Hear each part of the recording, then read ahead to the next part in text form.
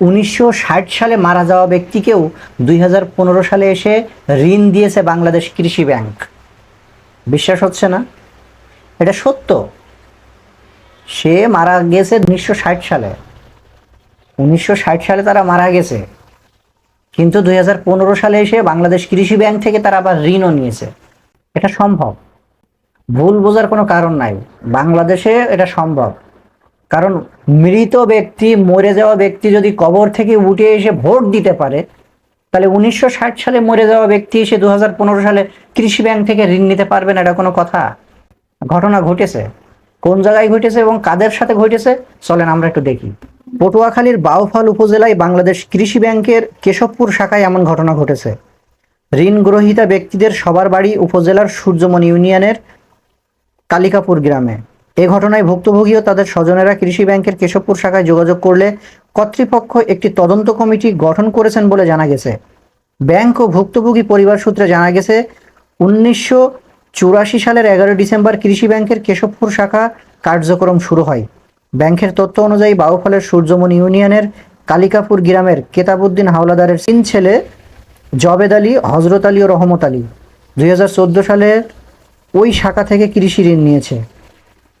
তাদের মধ্যে জবেদ আলীর নামে 25 ও 30,000 টাকার দুটি, হজরত আলীর নামে 45,000 টাকা ও রহম আলীর নামে 50,000 টাকার ঋণ নেওয়ার কথা বলা হয়েছে। কিন্তু জবেদ আলী 1960, হজরত আলী 1965 ও রহম আলী 1966 সালে মারা যান।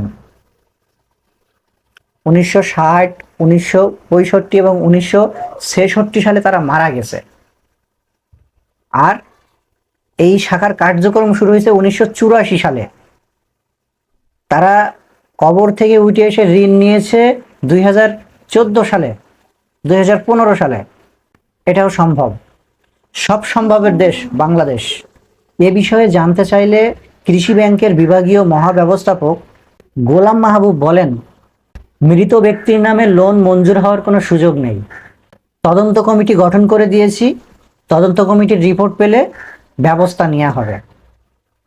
আচ্ছা বলেন, মৃত ব্যক্তির নামে কোনো লোন মঞ্জুর হওয়ার সুযোগ নেই, তাহলে এই যে কয়েকজন মৃত ব্যক্তির নামে লোন মঞ্জুর হলো, এটা কি উপরওয়ালা থেকে নাকি গায়েবীভাবে মঞ্জুর হলো?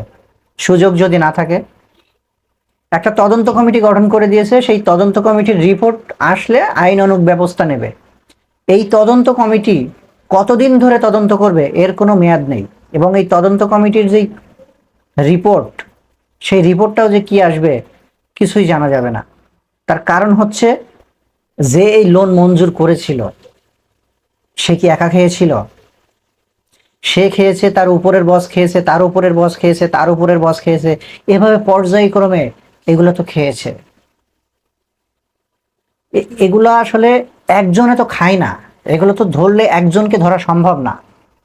এবং 2014 সালে যে ব্যক্তি ওখানকার দায়িত্ব ছিল, লোনের দায়িত্বে, সে অলরেডি অবসরে চলে গেছে এবং সে তার স্টেটমেন্ট দিয়ে দিয়েছে যে সে থাকাকালীন এরকম কোনো মৃত ব্যক্তির নামে কোনো লোন মঞ্জুর করা হয়নি।